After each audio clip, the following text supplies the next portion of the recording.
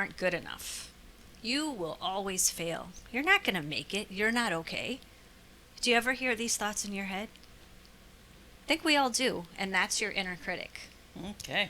So what is your inner critic? It's just a projection of your insecurities. Ooh. Yes. So, Okay. welcome to this soul wisdom. We are talking about unmasking your inner critic. Notice we did not say banishing, getting rid of, destroying, burying, all the other things we hear about the parts of ourselves that we're not supposed to like or we're taught that are bad or evil.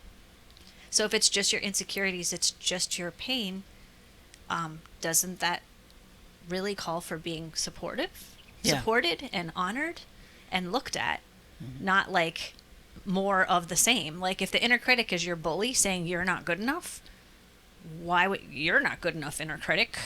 Like Right. doing the same thing back makes zero sense. It's just compounding negativity, stuff we don't want, and bad vibrations. Right. Right.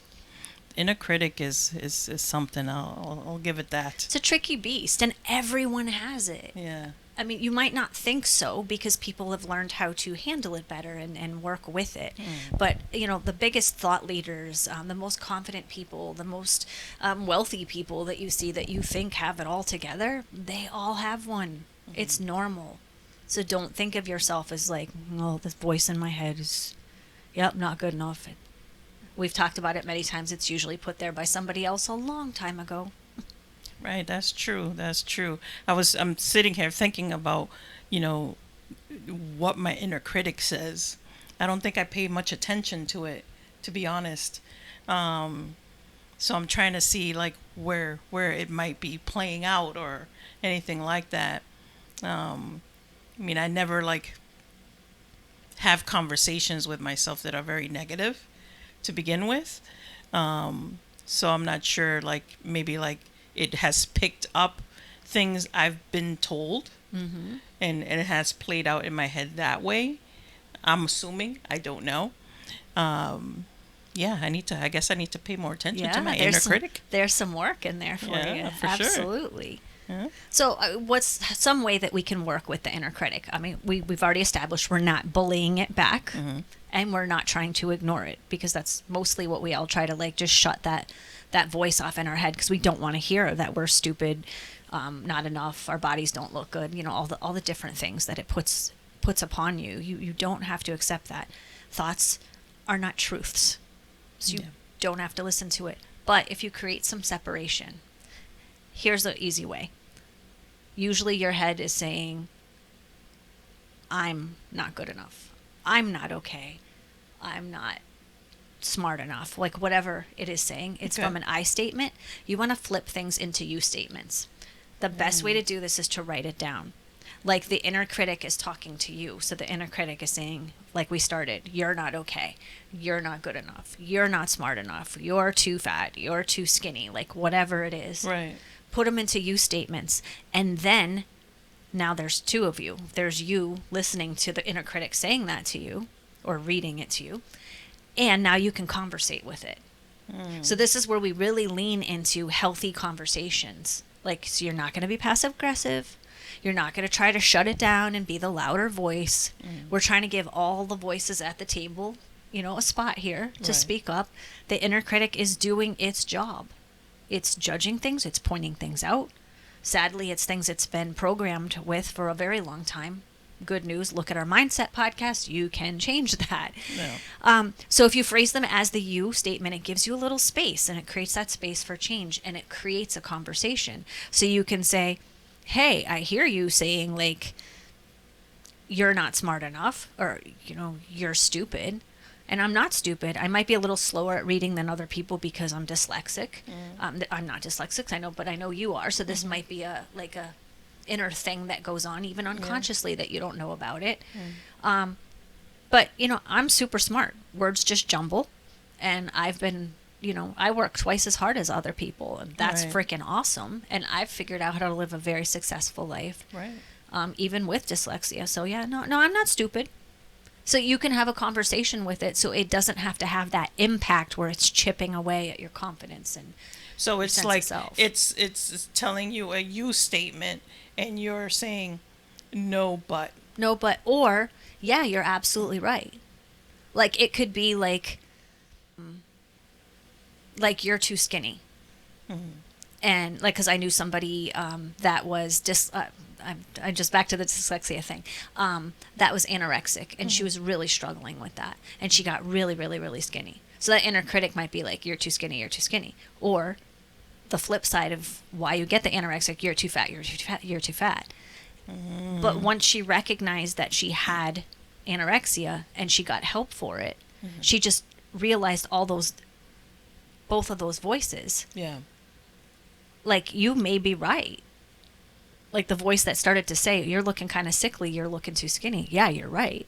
Like, and I'm doing this, I'm going to therapy, and I'm doing this, this, and this about it, and I'm going to take better care of my body. Like, so it could totally be correct.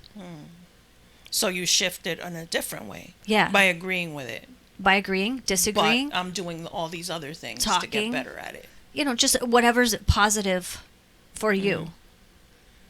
So you're just simply having a conversation. Yeah. You don't want to be disagreeable. You don't want to, and you can agree to disagree. Like, yeah, okay, you might think that, but I know and that's when you're starting to say I statements, and you're embracing your power and what you truly believe, and not having to run on the autopilot of that inner critic anymore. Interesting. Yeah. So, I mean, it's a cool little exercise. You could just sit and just write you statements of like crap that you hear in your head. And it might just be weird, fleeting things. Like, like sometimes my head will be like, big weirdo. Like, what why, or why are you acting like such a fill in the blank right now?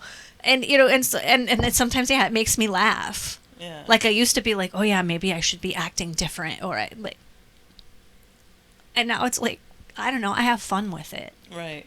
So it doesn't have to be this thing where it's more resistance. Because the inner critic, when it's in charge, it's a lot of resistance. And that's why life is so bumpy and difficult. And you feel anxious and you feel depressed sometimes. Like, it's just, it puts all this stuff on you. Nobody likes feeling that way. No. So how do you walk yourself out of resistance?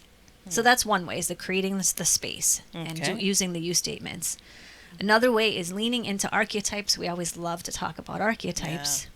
So if you have your inner critic is in there kind of like, pointing everything out, call in your inner warrior or call in your inner hero. And they're going to create a safe space so everybody can be heard. Right. They're going to make sure that everybody gets a turn. Like, okay, inner critic, you've spoken a lot right now. Like, give the sovereign self a few minutes to speak. Pull out that sovereign self part of you that's like, I'm in my power, and no, this is what's really going on. There's so many different ones. Your inner cheerleader.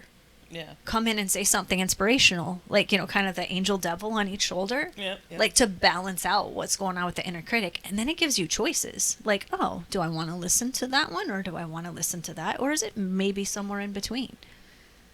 And all of this is happening in your head. Constantly. Welcome to my world. My thoughts are pretty quiet lately. Or have always been. Like literally, sometimes you ask me what are you thinking about, and literally I'm thinking about nothing. I'm just being. Typical guy type of thing. No, like kidding. So yeah, I mean, I definitely have to be a little bit more aware, or Well, how do you deal with when your coaching clients come to you and they have a super strong inner critic? Like, if I know we've coached them together. Everybody's inner critic shows up at some point. Yeah. Usually we get the representative at first, which is kind of giving us a glossy version of what's going on. Right. I just ask a lot of questions when the inner critic comes up. Like, how is that serving you? Is that factual? Is that, like, I get into the reality of what the inner critic might be saying to them. And that's what they're kind of saying to me. But I get very curious, and I ask a lot of questions until we get to the bottom of where it's coming from. And that's kind of, I'm thinking that's what I have to do with myself, because I'm not aware of my inner critic, apparently. Yeah. If Well, I I am, think I you don't. are. I think you are. Like your angry voice. Yeah. When you get in that So that would rage, be my that inner rageful, critic. angry voice, and Yeah. that's like that person needs to. I know you like to say get hit upside the head with a 2x4 or whatever. You say something to that effect, Yeah. like, that person shouldn't have done this, and that person's just like your mere existence is just making me angry because you're already angry. Like, why and where does that come from, and what's the? Yeah, I mean, I know that definitely my anger comes from all my other shit, but yeah. And if I never thought of it as it being my inner critic, and if but I guess it is. anything that is showing up like anger is an insecurity in a way. Anger Yeah, is a yeah. response to some place where you didn't feel safe. Right, for sure. So yeah, that's Mhm. yeah.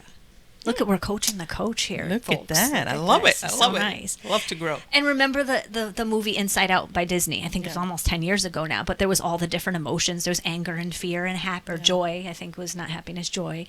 And they were all doing their own thing. So the person was like, I'm over here in Fearland. I'm over here. Like, and their life was going absolutely mad because they were just letting different parts of themselves run the show until a different part got sick of it and tried to step up. Yeah. But either anger or fear usually likes to be the loudest voice in the room. So like in the end of the movie, they all had to work together to make Right. everything okay. Like they all are important parts of us. We Makes don't sense. have to hold on to them as who we are. Like you don't have to be anger because of what happened to you in your past. Exactly. I don't have to be fearful because of what happened to me in my past. I can admit that I have fear or you have anger. Exactly. And that's what I've done. And work with it and allow it to go. It only goes when you are ready to surrender to whatever it was that got you in that fear place or got you into that anger place or that hurt place. Right. And knowing that you're not there anymore. Exactly. You know, and really acknowledging and embracing the fact that none of those things are happening in your life right now, and that you don't have to react from that place because you're not there anymore. And that's been my mantra with the whole anger situation, you know, so that I don't lash out and don't, you know, because like I've said before, I used to be a very angry, nonverbal human being. Yes. I didn't like to talk, and I was always angry. Yes. I'm glad you know that. Yes. And if you can't get all the parts of you, because I mean, you're not going to just go, hear ye, we're coming to the meeting of Tara, and we're all going to just get along and give each other equal parts and voices at the table, and it's going to be great, and life is going to start to be awesome. Like, the parts are going to fight for themselves. Yeah. So if first of all, it takes a lot of practice, it takes a lot of negotiation, because you have to build up trust within yourself, which is building up trust that all those parts have some importance, and that's why they're there. If you need extra support, obviously you can look at outside sources like coaches and therapists, but you have a spiritual team. It's not just you trying to figure out all these parts. I mean, that's why you have a whole world, spiritual seen and unseen, out there. So tap into that unseen team, please. And they're always willing to help. Always. That's what they're there for. But they will not interfere unless you say, I need help. Please guide me. Yep. You know, whatever those words are for you, you know, and say them out loud if you can. And let them do what they do, because you don't have to go through any of this by yourself, because you're not by yourself. Exactly. So, yeah, I mean, I talk to my team all the time. And I always ask them, like, what's the part of me that's triggered right now? What's the part of me that is amplifying the anger? You know, I ask those questions as if, you know, like, because they're my team, I'm talking to them versus talking to myself. And at times I do talk to myself. I say, you know, Lagera, what the fuck? Yep, exactly. You know, it's like, really? Like, where did that come from? Why did you act that way? Why are you angry? You know, why are you in this particular mood? And just hearing it out loud, sometimes you just answer yourself. Yeah. Like, it'll just come. Because don't judge how they're going to respond to you.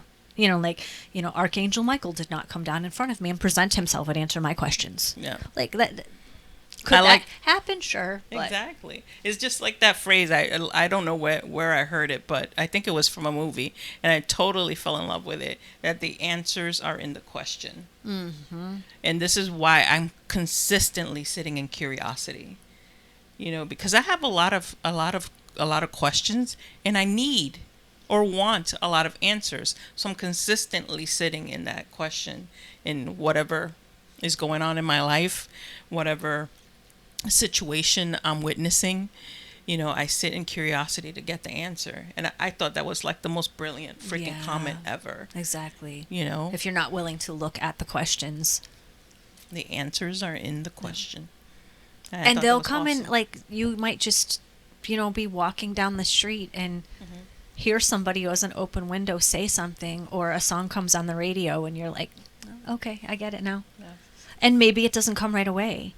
Because maybe you just peeked that door open a tiny little bit, and they're like, okay, last time they did this, we came in full force and they shut it all down because it was too much. So, things might just drip in for you. You just employ your patience and be kind to yourself. Mm-hmm.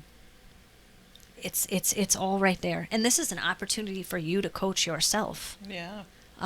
Or allow yourself to be coached, by watching these videos. They help you ask those questions, and maybe something we said gave you some sort of answer. Yeah. I mean, they're all around us all the time. And that's the beauty about what we do. Like the fact that now I'm going to turn around and work on some of this stuff is awesome. And that's why I love what we do, because we benefit from it just as much as you guys do. Yeah.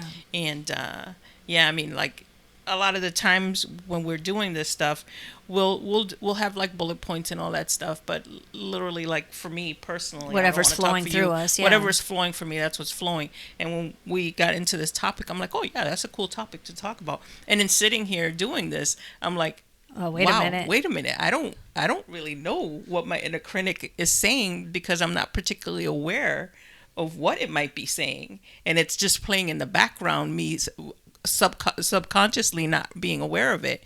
So it's like, it triggers growth. It triggers different things. So I love it when it works both ways. Exactly. Yeah. And the biggest thing we can tell you is that there's absolutely nothing wrong with you. I mean, the inner critic could be, if you want to look at archetypes again, could be the judge. Could be. Who knows? Yeah. Could be the villain. Who knows? Yeah. You don't know. It depends on the moment. It depends on how much you've worked on it. So just, like, stay humble and look at it as an opportunity to learn and grow. Because if you didn't have that inner critic saying some of those things, maybe you couldn't realize, like, oh crap, yeah, my dad said that to me when I was little all the freaking time, and I'm just remembering it now. That's where that came from. No, I'm not really slow, or I'm not really whatever. Like, I just didn't like to run. I didn't like it's not that I was, not practicing hard enough, and, like, all these things that people are just trying to support us in the best way that they can. And, nobody gives you a parent manual. So you kind of, like, whatever's unhealed in you spills out on your kid. And whatever you think parenting should be, like, if you're working on being better and the best dad you can or whatever, like, it just, they do the best they can in the moment. Yeah. And then you just got to recognize that when you grow up, that what's interesting is, like, it's starting to click, because I'm just like, it's going through my mind. I'm having the conversation while you're having a conversation. Nice. And all these things, and I'm thinking that one of the things, self-talk, the inner critic, if you will, is my